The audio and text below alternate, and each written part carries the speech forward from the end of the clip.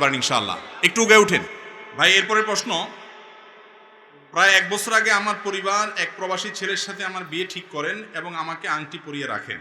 পরিবারের সম্মতিতে ছেলের সাথে যোগাযোগ রাখি।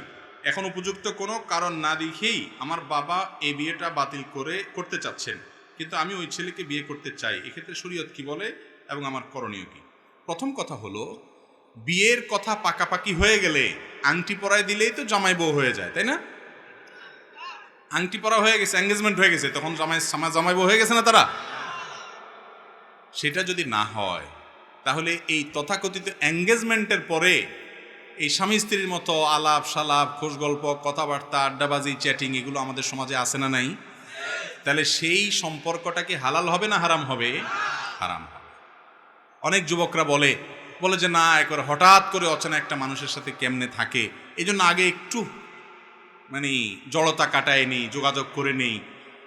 এইসব যারা করেন তাদেরকে আমি সব সময় একটা কথা বলি, আমার ডানে বামে অনেক মুরব্বীরা আছেন, সামনে অনেক মুরব্বীরা আছেন, চাচা মিয়াদেরকে জিজ্ঞাসা করেন, বাপ মা ধরে নিয়ে গেছে, হয়তো বাজার থেকে টেনে নিয়ে যায় কোথাও বিয়ে পড়াই দিছে, খবরও নেই, পড়ায় চলে আসছে, কার সাথে বিয়ে হয়েছে ভালো করে হয়তো জানেও না বেচারা, বা জানছে খবর নিছে, একবার না জানলে সেটা আবার দোষের। যাই হোক, কিন্তু বিয়ে হয়েছে যে তার আগে কোনো সম্পর্ক ছিল না ছেলের সাথে, মেয়ের সাথে ছিল, তখন ফেসবুকে মেসেঞ্জারে ইটিস পিটিস করার সুযোগ ছিল না, কিচ্ছু ছিল না। তারপরেও চাচা মিয়ার চাচির সাথে যে মহব্বতের সম্পর্ক, সেটা সুপারগুলোর চাইতেও হার্ড, ঠিক না ঠিক?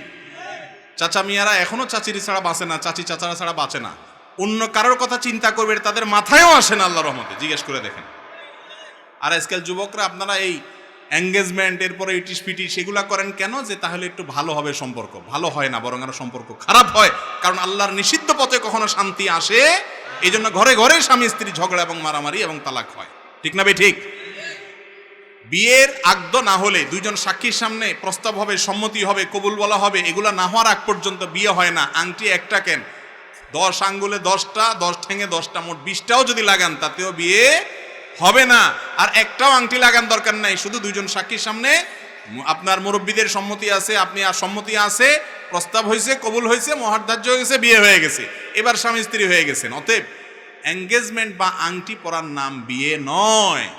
এবং এর আগে আপনার একটু বোঝাপড়া, একটু জড়তা দূরের নামে যে সম্পর্কগুলো করা হয় এগুলো হারাম। এরকম কোনো সম্পর্ক আগদের আগে করা যাবে। একান্ত প্রয়োজনীয় কথা জিজ্ঞেস করতে পারেন, জানতে পারেন, সেটাও নিরাপদ পদ্ধতিতে। স্বামী স্ত্রী সুলভ কোনো আলাপচারিতা জায়েজ নাই, এটা হল প্রথম কথা।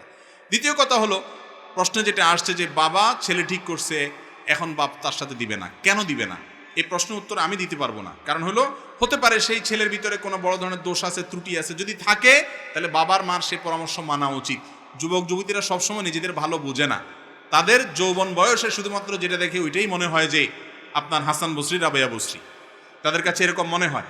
কিন্তু মুরব্বীরা অনেক সময় এগুলো বুঝে, তাদের কথাটা আমলে নেওয়া উচিত।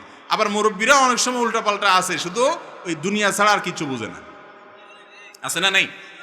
তো সেটাও মাথায় রাখতে হবে। এবং মনে রাখবেন, শরীয়ত ছেলে বা মেয়ের সম্মতি ছাড়া জোরপূর্বক বিয়ে দেওয়ার কোনো অনুমতি কোনো মুরব্বীকে দেয় না। ইসলামে এটা জায়েজ।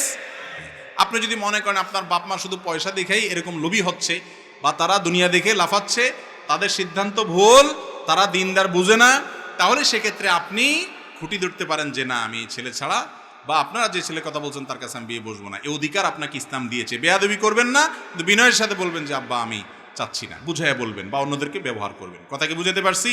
এটা জায়েজ আছে। এরপরে প্রশ্ন হলো, আমরা জানি নামাজের মধ্যে যে সমস্ত ফরজ রয়েছে, যদি কোনো একটি ফরজ বাদ যায়, সেই ফরজগুলোর কোনোটা বাদ গেলে কি নামাজের ক্ষতি হবে, নাকি শুধু গুনাহ হবে আর কি? শরীয়ত এতে কি বলে? নামাজের যে ফরজগুলো আছে, কোনো একটা ফরজ যদি বাদ যায় তাহলে কি দিতে হবে? সেজদা সেও দিলে নামাজ হবে না? মাশাআল্লাহ, আপনারা তো অনেক মাসালা জানেন। যদি নামাজের কোনো ফরজ ছুটে যায় তাহলে কোনো সেজদা সেওতে কুলাবে না। ওযু ছুটে গেল নামাজের মধ্যে, শেষে সেজদা সেও দিয়ে দিলেন, কাজ হবে? আবার পড়তে হবে নামাজ, তারপরে আর পড়া যাবে, যাই ওযু করে এসে নামাজ পড়তে হবে। অর্থাৎ কোনো ফরজ ছুটে গেলে ওইটা হবে না, ওইটা পুনরায় আবার আদায় করতে হবে। আর যদি ওয়াজিব ছুটে যায় তাহলে সেজদা সেও দিলে আদায় হবে। আর সুন্নত ছুটে গেলে কিছুই করা লাগবে না। নামাজের মধ্যে মোট 3 ধরনের ভুল হয়। কয় ধরনের ভুল হয়? সুন্নত, ওয়াজিব, ফরজ। সুন্নত ছুটলে কিছুই করতে হবে না, ওয়াজিব ছুটলে সেজদা সাউ দিতে হবে, আর ফরজ ছুটলে নামাজ হবেই না। কথা বুঝাতে পারছি? আবার করতে হবে। এই যে আজানের জবাব দিলাম আমরা, এটার ফজিলত জানেন আপনারা? অনেকে এটা জানেন না এবং আমলও করেন না। অনেকের কাছে বিষয়টা নতুন। সেটা হলো, মুয়াজ্জিন যখন আজান দেয়, মুয়াজ্জিন যা বলে, নবী করিম সাল্লাল্লাহু আলাইহি সাল্লাম সহিহ মুসলিম হাদিসে আসছে, তিনি আমাদেরকে নির্দেশ করেছেন যে যেন আমরা কুলু মিসলা মা ইয়াকুলুল মুয়াজ্জিন, মুয়াজ্জিন যা বলে আমরা যেন সেটা বলি। এটা হলো আজানের জবাব। কিভাবে সেটা? মুয়াজ্জিন যখন আল্লাহু আকবার বলে, বলার পর আমরা কি বলবো? আল্লাহু আকবার, আল্লাহু আকবার। মুয়াজ্জিন আবার যখন আল্লাহু আকবার বলবে, আমরা কি বলবো? আল্লাহু আকবার বলবো। মুয়াজ্জিন যখন আশহাদু আল্লা ইলাহা ইল্লাল্লাহ বলে, আমরা কি বলবো? আশহাদু আল্লা ইলাহা ইল্লাল্লাহ। মুয়াজ্জিন যখন আশহাদু আন্না মুহাম্মাদুর রাসূলুল্লাহ বলবে দুইবার, আমরা কি বলবো? প্রত্যেকবার বলার পরে আমরা আশহাদু আন্না মুহাম্মাদুর রাসূলুল্লাহ বলবো। আশহাদু আন্না মুহাম্মাদুর রাসূলুল্লাহ, আশহাদু আন্না মুহাম্মাদুর রাসূলুল্লাহ বলবো। আবার মুয়াজ্জিন যখন হাইয়া আলাস সালাহ বলে, আমরা কি বলবো? লা হাওলা ওয়ালা কুওয়াতা ইল্লা বিল্লাহ। এই একটা শুধু বেশ কম, আর সবগুলো যেমনি আছে এমনি। মুয়াজ্জিন যখন আবার বলবে হাইয়া আলাস সালাহ, কি বলবো? লা হাওলা ওয়ালা কুওয়াতা ইল্লা বিল্লাহ। মুয়াজ্জিন যখন বলবেন হাইয়া আলাল ফালাহ, তখন কি বলবো? লা হাওলা ওয়ালা কুওয়াতা ইল্লা বিল্লাহ। আবার মুয়াজ্জিন যখন হাইয়া আল ফালাহ বলবে, একইভাবে লা হাওলা ওয়ালা কুওয়াতা ইল্লা বিল্লাহ বলবো। মুয়াজ্জিন যখন আল্লাহু আকবার বলবে, আমরা আল্লাহু আকবার বলবো। যখন লা ইলাহা ইল্লাল্লাহ বলে, আমরা কি বলবো? লা ইলাহা ইল্লাল্লাহ। এই যে মুয়াজ্জিন যা যা বলছেন সাথে সাথে তা বলছেন, শুধু হাইয়া আলাস সালাহ, হাইয়া আল ফালাহ সময় লা হাওলা ওয়ালা কুওয়াতা ইল্লা বিল্লাহ পড়ছেন। এটার লাভ কি জানেন? সুবহানাল্লাহ, অফুরন্ত লাভ। এটার লাভ হলো যে মুয়াজ্জিন সাহেবদেরকে আমরা সমাজে মূল্য দেই না, মর্যাদা দেই না। তাদের মর্যাদা জানেন? বিশেষ করে যদি কেউ আল্লাহকে খুশি করার জন্য মুয়াজ্জিনি করে, এটা এত বড় একটা ইবাদত। কোন কোন ক্ষেত্রে ইমামত্ব রাসূল আকরাম সাল্লাল্লাহু আলাইহি ওয়াসাল্লাম করেছেন, ওটার উপরে কিছু নাই। কিন্তু কোন ক্ষেত্রে অন্য অনেক আমলের চাইতে মুয়াজ্জিনের আজানের ফজিলত অনেক বেশি। হাদিসে আসছে কিয়ামতের দিন মুয়াজ্জিনের গর্দান অনেক লম্বা থাকবে। এবার গর্দান লম্বা থাকতে খারাপ দেখা যাবে না? না, গর্দান লম্বা থাকবে মানে হলো সবার মধ্যে তাদের মাথাগুলো উঁচু থাকবে, ভিআইপি, এটা বোঝা যাবে। আর মুয়াজ্জিনের আজান শুনে যত মানুষ নামাজ পড়তে আসে, সবার সমপরিমাণ সওয়াব মুয়াজ্জিন সাহেব লাভ করেন। কত বড় ফজিলত! আর যদি কেউ আজানের জবাব দেয়, আল্লাহ তাআলা তাকে মুয়াজ্জিনের উপর সওয়াব দান করেন। তাহলে আপনি আশা করতে পারেন আজানের জবাব দেওয়ার মাধ্যমে মুসল্লিদের অনুরূপ নামাজের সওয়াব এক্সট্রা বোনাস হিসেবে আপনি পেয়ে যাবেন। এই আমলটা শুধু পুরুষরা না, আমাদের মা বোনরাও বাসা বাড়ি থেকে শুনে করতে পারেন।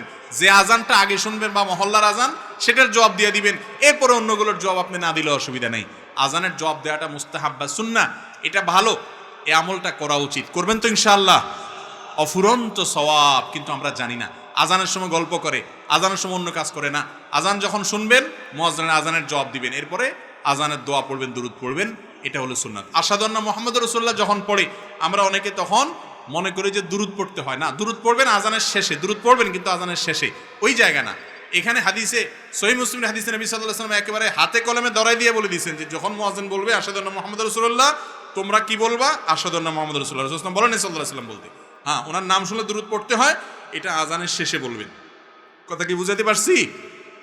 অনেকে আশহাদু আন্না মুহাম্মাদুর রাসূলুল্লাহ বললে হাতে চুমু দিয়ে, আঙ্গুলে চুমু দিয়ে সেটা চোখে লাগায়, বলে এতে চোখের উপকার হয়। মূলত রাসূল আকরাম সাল্লাল্লাহু আলাইহি ওয়াসাল্লাম এর কোনো নির্দেশ দেন নাই। বিভিন্ন বই পুস্তক আছে, ভুইপোড় অনেক বই পুস্তকে আছে। নবী করিম সাল্লাল্লাহু আলাইহি ওয়াসাল্লাম আজান দেওয়ার পর যে জবাব শিক্ষা দিয়েছেন, সেখানে এরকম কোনো কথা বলা হয়নি। আজানের জবাব দেবো তো ইনশাআল্লাহ।